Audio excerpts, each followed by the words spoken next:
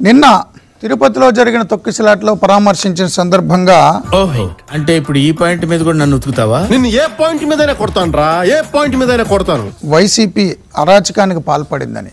ఏంటమ్మా ఏమైనా చేశాడా? చెప్పమ్మా ఏం చేశాడు? ఏదో చేసే ఉంటా. కనీసం మానవత్వం కూడా ప్రదర్శించలేదని ఆయన దుష్ట చతుష్టయ యాత్ర సాగించాడు. నేను పరామర్శ పేరుతో పరాచకాలాడారని. చాలా ఎక్కువ.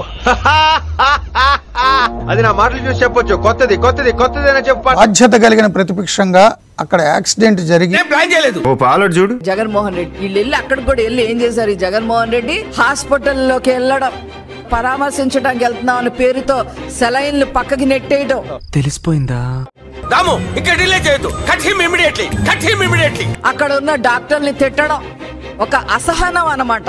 ఇంకెంత క్లియర్ గా చెప్పిన తర్వాత ఎంగిలి కాంచాల దగ్గర కుక్కలా ఇక్కడ ఎందుకు మనం జరిగి 6 చనిపోయి కొంతమంది క్షతగాత్రులైతే బాధ్యత గల ప్రతిపక్షంగా ప్రవర్తించకుండా మీరు చెప్పిన మిషన్ ఏదైతే ఉన్నదో అది నేను చెయ్యలేను. యాక్చువల్లీ నాకు చేత కాదు. అది ఆసుపత్రికి జగన్ తన ముఠాతో వెళ్ళి ఎందుకంటే వాళ్ళు అనుకున్న ఏమి అక్కడ జరగల. వాళ్ళు ఒక డ్రామా, ఒక సినిమా ఊహించుకొని అక్కడికి వచ్చారు. బండి బందూరే భయ్యా బండి బందూరే గొడిని జమారే భయ్యా భజన జమారే. దుష్ట చతుష్టమైన 4 ఉన్నారు. శవాల ముందు చిల్లర ఎత్తుకునే బ్యాచ్ ఉంటుంది చూడండి, అలాంటి బ్యాచ్ వైసీపీ పార్టీలో ఉందన్నమాట. ఆ నలుగురే తిరుమల తిరుపతి దేవస్థానాన్ని భ్రష్టు పట్టించింది జగన్మోహన్ రెడ్డి తోటి ఇంకా 3 కలిపి 4. వీడు ఈ టైప్ లో తగిలాడేంటి? ఆ 4 తిరుపతి తిరుమల దేవస్థానాన్ని అప్పట్లో చాలా అరాచకాలు చేసి అడ్డాగా మార్చారు. సర్లే భుజం పైన చెయ్యేసి తీసుకో, సేతులు తిన్నక ఉండకపోతే అదే 4తో మళ్ళీ ఇప్పుడు ఆయన పరామర్శకు వచ్చారు.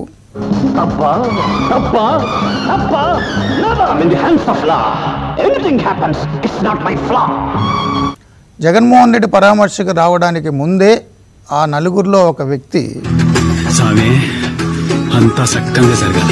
ఆసుపత్రిలో ట్రీట్మెంట్ తీసుకున్న క్షతగాత్రులు 18 మంది ఉంటే నలుగురే నిన్న జగన్మోహన్ రెడ్డి కొద్ది నిమిషాల్లో లోపలికి వస్తున్నాడు అన్నప్పుడు వారందరి దగ్గరికి వెళ్ళి వైట్ కవర్స్ ఇచ్చారు. ఒక వ్యక్తి పోయి 18 మందికి 18 కవర్లు ఇచ్చాడు. సింపతి క్రియేట్ చేశాను. ఏదో ఒక మ్యాజిక్ జరగాలి కదా. ఒకటేనా? అవును బే, మేమంతా సోషల్ వర్కర్స్. జగన్మోహన్ రెడ్డి వస్తున్నాడు, మీకు అంతా పరామర్శిస్తున్నాడు. మీరు అందరూ చెప్పండి, తెలుగుదేశం మీద చెప్పండి, చంద్రబాబు నాయుడు మీద మీరందరూ కూడా మీ బాధను చెప్పండి అని చెప్పి కవర్లు ఇచ్చినటువంటి వ్యక్తి మీకు సిగ్గు అనిపించడం లే? ఇచ్చి చంద్రబాబుని టీటీడీని తిట్టమన్నారు. ఇక్కడ ఏం జరుగుతుందో తెలుస్తుందా? రాసింది నేనే కదా. స్ట్రాంగ్ ఎవిడెన్స్ ఏదైనా ఉంటే చెప్పండి. ఎవిడెన్స్లు ఇవన్నీ కూడా సీసీటీవీలో రికార్డ్ అయ్యాయి. అక్కడున్న డాక్టర్లు సిబ్బంది విన్నారు, చూశారు. ఇలా బుక్ అయిపోతాయి కల్లో కూడా ఆడుకోలేదు.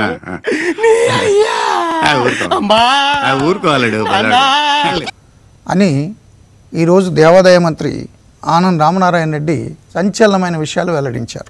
ఇంతకాడికి వచ్చేపోయే 4 దగ్గర ఒంటెలు తాగినా బెటర్ కదరా.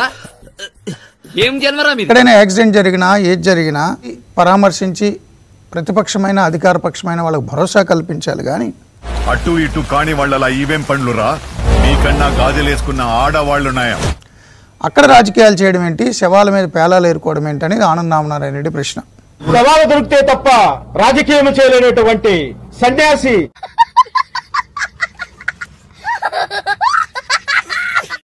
పెద్ద మాట అన్నాడు సరాడు. గతంలో వైసీపీ హయాంలో కూడా కచ్చలూరు బోటు ప్రమాదం జరిగి 22 మంది చనిపోయినా, వైజాగ్ లో పాలిమర్స్ లో అగ్ని ప్రమాదం జరిగి కొంతమంది చనిపోయినా, ఎందుకు సార్ పాతగాయని మళ్ళీ రేపుతారు? అన్నమయ్య గేట్ కొట్టుకుపోయి 40 మందికి పైగా చనిపోయినా ఏ పార్టీ అయినా రాజకీయం కాకుండా పరామర్శ చేసి తర్వాత దీనికి కారణం ఎవరు, బాధ్యులు ఎవరు అవన్నీ ప్రశ్నించవచ్చు. ఒరే అన్న రూల్స్ పెడతారు, ఆయన ఫాలో అవ్వరు, కానీ మనం ఫాలో అవ్వాలి. అలా చేయాలి. నేను చెయ్యలేను, నాకు చేత కాదు. ఏమి జీవితాలయ్యా మీ ఈ మానవ సమాజంలో ఉండదగ్గ వాళ్ళ మీరు మృగాల మధ్య పెరగాల్సినటువంటి మీరు సరుకే కానీ లోపల సరుకు కాదు. ఇది బయట ఉండాల్సిన సరుకే కానీ లోపల ఉండాల్సిన సరుకు కాదు. మనం పంపించాం. ఇవాళ ఈ రాష్ట్ర ప్రజల కర్మగాలి దుష్ట చతుష్టయంగా ఈ సమాజంలో తిరుగుతున్నది. ఇంత దారుణమా మీ పని?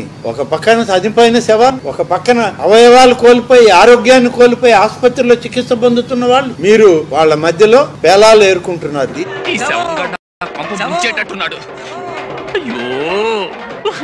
దీన్నే కదా సమాజం అనేది, శవాల మీద పేలాలు ఏరుకోవడం అని. కరెక్ట్. అలా పేలాలు ఏరుకోవడానికి తయారయ్యారు మీరు. ఇంకేం ఏరుకుంటారు? 5 సంవత్సరాలు ఏరుకొని ప్రజలకు ఒక ఆలోచన వచ్చి, తప్పు చేయబట్టే కదా మేము 11 సీట్లకు వచ్చాం.